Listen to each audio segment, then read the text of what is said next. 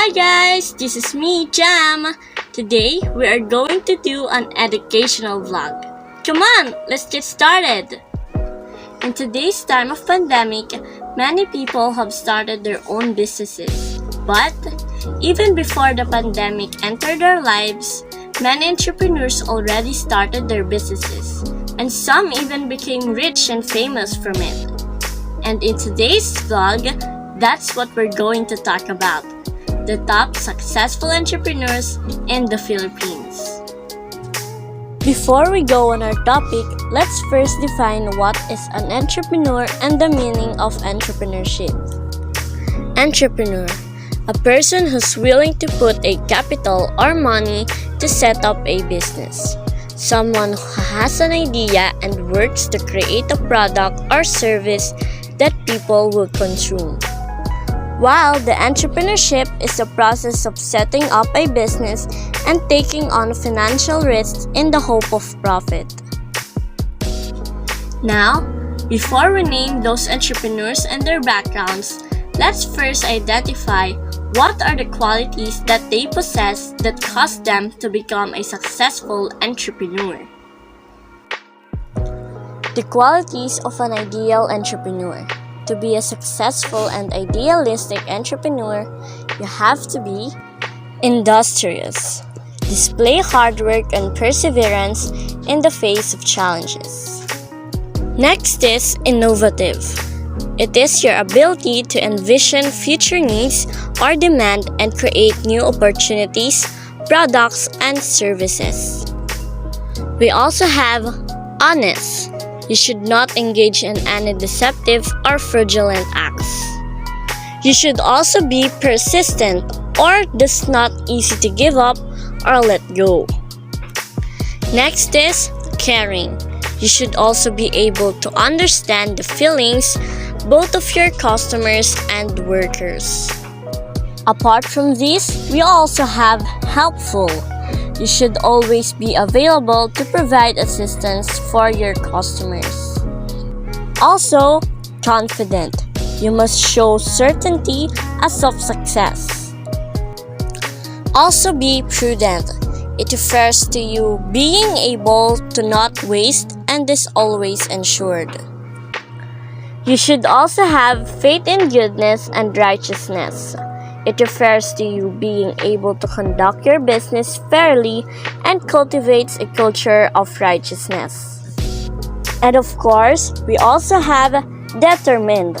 In entrepreneurship, you have to be a go-getter and an achiever. Second to the last, we should also have high-quality philosophy. We shall always strive for excellence and perfection to exceed customer satisfaction. And lastly, you should be a risk taker. To succeed your business, you should always take calculated risks, anticipating your success. Now that we already know the basic facts on being an entrepreneur, we should head now and talk about the top successful entrepreneurs.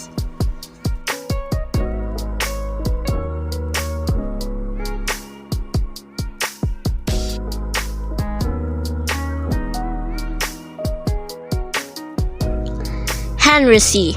He is a Filipino businessman and investor who founded Shoe Mart, a small Manila shoe store, in 1958.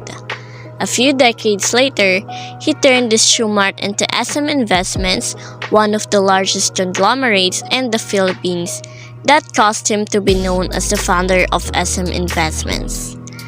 SM also owns Banco de Oro, the second largest bank in the Philippines, as well as real estate holdings.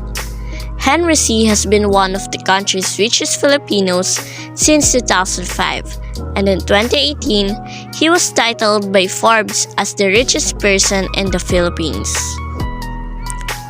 Tony Tan Cakchong. He is the chairman and founder of the Jollibee Foods Corporation that he founded in 1975 when he was still 22 years old as a two-branch ice cream parlor, which eventually developed and had other foods as years went by. The Jollibee Foods Corporation also bought 70% of the Mang Inasal's share and 80% on Greenwich. Did you know? He also won the title of World Entrepreneur of the Year 2004. Socorro Ramos, a Filipino entrepreneur and the co-founder of National Bookstore. Their business started in 1942, where Socorro Ramos built a national bookstore at the Escalta Bridge in Santa Cruz, Manila. Over the time, the store expanded.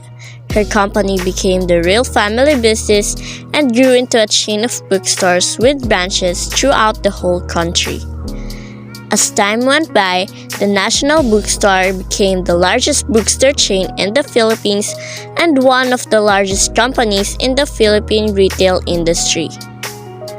Ed Garcia, chairman of Double Dragon Properties and the founder of the Mang Inasal or Mr. Barbecue, a fast food chain. In 2011, he became the youngest billionaire in the Philippines at the age of 34 after selling 70% of his stake in Mang Inasal to Jollibee. John Gokongwei, a Filipino businessman, investor, and a philanthropist. His company, JG Summit Holdings Incorporation, had an extensive panoply of business and investment holdings across the Filipino economy, including shipping, telecommunication business, etc. He also made the calls and texts unlimited for people at that time. He's also one of the people who founded Robinson's Malls in every corner of the Philippines. Mariana Q, a Chinese-Filipino businessman best known for being the founder of Mercury Drug. The Mercury Drug's name is after Mercury, the messenger of the gods in Roman mythology, whose caduceus wand is sometimes used as a symbol of medicine. In 2012, he was given the title Father of Philippine Health and Wellness Retailing by the Philippine Retailers Association. Cressida Tuerres. In 1971, she started Greenwich as a small over-the-counter pizza store in Green Hills. Tuerres had a knack for cooking and her friends loved the food she served so much that they decided to buy their own Greenwich franchise. Impressed with Tuerres' business acumen and the growth of Greenwich, Jollibee Foods Corporation obtained a deal and acquired 80% of Greenwich shareholding. Since then, the pizza parlor branched out to include other dishes in its current menu. In 1997, Greenwich had a record sale of 1 billion peso. Cecilio Kwok Pedro. He used to head Aluminum Container Incorporation, which produced the aluminum toothpaste tubes for Procter & Gamble, Philippine Refining Company, now Unilever, and Colgate-Palmolive. However, environmental concerns led his clients to shift to plastic laminated toothpaste tubes, and Aluminum Container Incorporation failed and closed its shop in 1986. But then, he put up Lamoyan Corporation and manufactured toothpaste that was priced 50% lower than his competition's. These include the still popular brands Happy and Petita. Alfredo Yao, a Filipino businessman who founded Sesto, Macay Holdings Incorporation, and Philippine Business Bank. When he was 17, Yao first opened a printing business for packaging with the help of his mother. He named it Solimar after his mother Soledad. He had also been the special envoy to China for Tourism and Bain Corporation in 2009.